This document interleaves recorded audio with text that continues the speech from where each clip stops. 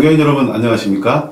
장교양 그것이 알고 싶다 법규 해설편을 진행하는 한국노사협연대 회장 송재혁입니다. 2021년도 시설급여 평가의 해를 맞이하여 각 기관에서는 떨리는 마음으로 평가 준비를 위해 신경을 쓰고 계실 것으로 압니다.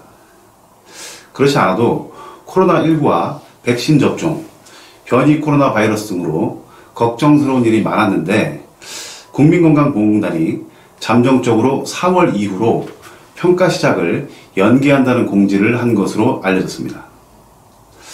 원래 장교양 그것이 알고 싶다 오늘 방송의 주제가 코로나19 시대에 확진이 가라앉지 않는 상황에서 2021년 시설급여 평가 제대로 진행되어도 좋은가 라는 주제로 방송을 할 예정이었는데 공단의 발표로 오늘 방송 주제는 다원화되어 있는 장교양 기관에서의 사고 발생 시 배상 체계의 문제점으로 그 방송 주제가 바뀌었습니다.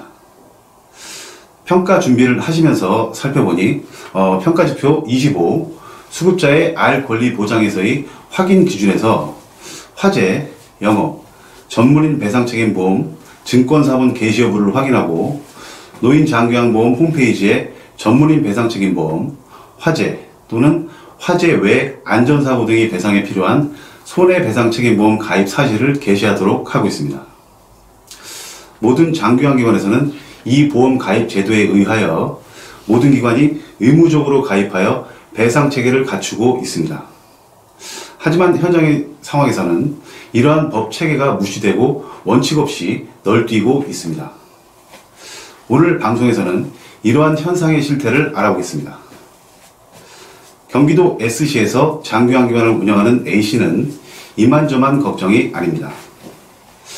조울증을 앓고 있는 한 수급자 어르신이 입수한 지 하루도 안 된 10시간 만에 유리창의 방충망을 뚫고 탈출하여 2m 높이의 담장을 넘다가 상해를 당하는 일이 발생한 것입니다. 상해를 당한 어르신은 사고 발생 시 즉시 병원으로 이송되어 응급치료를 받은 후 일반 병상으로 옮겨져 현재는 그 건강이 회복 중에 있는 것으로 알려졌습니다. 아직 어르신이 병상에서 고생하고 있는 상황에 보호자는 손해배상금 2억 원을 요구하고 나섰습니다. 보호자의 무리한 요구에 대해 시설 측에서는 계약 시 보호자와 시설 측이 공동 서명한 계약서에 시설 측의 명백한 잘못이 없는 경우 배상을 할 수 없다는 조항을 설명하고 보호자의 서명을 받아놓은 점과 정부가 의무적으로 장교양기관 측이 가입하여 배상담보권을 제공하고 있는 전문인 배상책임보험 등 손해배상책임보험에 의해 치료비와 간병비, 위로금 등을 지불하겠다고 답했습니다.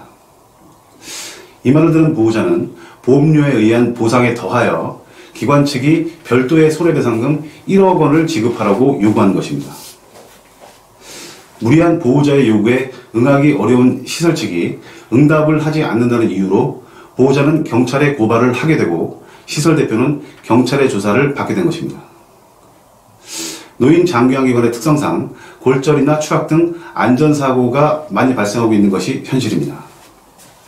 이러한 장교양기관에서 발생할 수 있는 안전사고에 대한 대응을 위하여 보건복지부는 모든 장교양기관이 기존에 가입하고 있는 영업배상보험과 화재 및 안전사고에 대한 손해배상책임보험 외에 전문인 배상책임보험 가입을 의무화한 것입니다.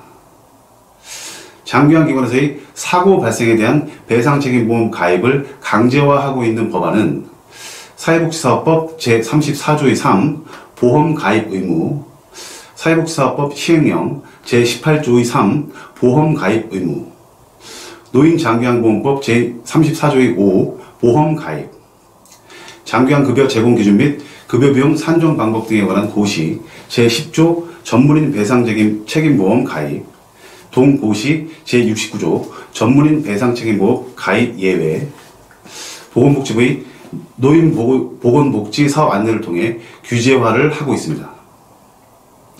이러한 법규를 기관과 보호자 등 일반인에게 공지하기 위해 노인장교양보험법 제34조 장교양 정보의 안내, 동법 시행규칙 제15조 수급자에 대한 안내, 동법 시행규칙 제26조 장교양기관 정보의 안내에서 세부사항을 규정하고 있습니다.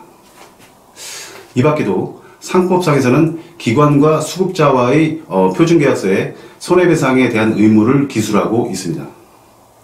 물론 장교환기관에서는 안전사고가 발생하지 않도록 최선을 다해야만 합니다. 하지만 정신병적 질병과 치매, 거동이 불편하여 낙상에 의한 골절 등 안전사고가 기관의 주의에도 불구하고 발생할 가능성이 높고, 개인 간병이 아닌 그룹 간병 제도로 운영되고 있는 장교환기관의 특성상 사고 발생을 피하기 어려운 상황에서 일단 사고가 발생하면 법규로 지정하는 손해배상과 사인 간의 계약에 의한 손해배상의 범위를 훌쩍 뛰어넘는 보호자의 일방적인 손해배상 요구에 대응할 수 있는 방법이 부재한 것이 기관 운영의 큰 문제라고 장교환인들은 주장하고 있습니다. 물론 보호자의 성향에 따라 기관과의 좋은 관계 유지로 법적 소송에 의하지 않고 법적 보험제도의 범주 안에서 기관과 보호자가 타협하는 경우도 있습니다. 하지만 경찰이나 검찰에 고발되는 경우는 보통 보호자가 기관과 합의가 되지 않았다는 이유로 1억에서 2억 원 등의 터무니없는 배상 금액을 요구하는 사례가 많고, 경찰이나 검찰은 장교환기관 운영에서의 의무화된 사고 발생 시 손해배상 책임보험 제도가 있음을 제대로 이해하지 못한 상태에서 보호자와의 합의를 유도하게 되고, 그 합의가 이루어지지 않으면 민형사적인 책임을 면하지 못할 상황이 발생하게 되는 것입니다.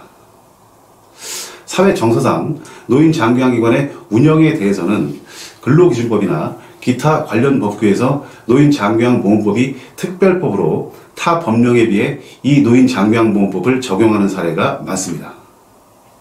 하지만 안전사고 등은 노인 장교환보험법에 특별히 규정하고 있음에도 불구하고 고소, 고발 등 형사법과 민사소송에서 이를 적용받지 못하고 영업배상과 손해배상, 그리고 전문인 배상책임보험의 적용을 무시당하는 현장의 상황은 보건복지부가 실태를 조사하고 이 문제점에 대한 대안을 제정해야 하고, 장교환기관 현장에서는 대책위원회를 결성하여 국가, 지방자치단체, 검찰, 경찰 등 관련 단체에 이를 적극적으로 홍보하는 노력이 이루어져야 할 것입니다.